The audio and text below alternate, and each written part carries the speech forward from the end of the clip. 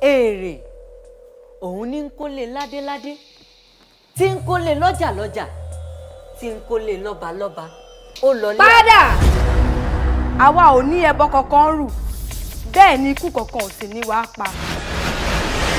Look here, woman. The earlier you start talking, the better for you. Because if you do not confess now, you are the prime suspect.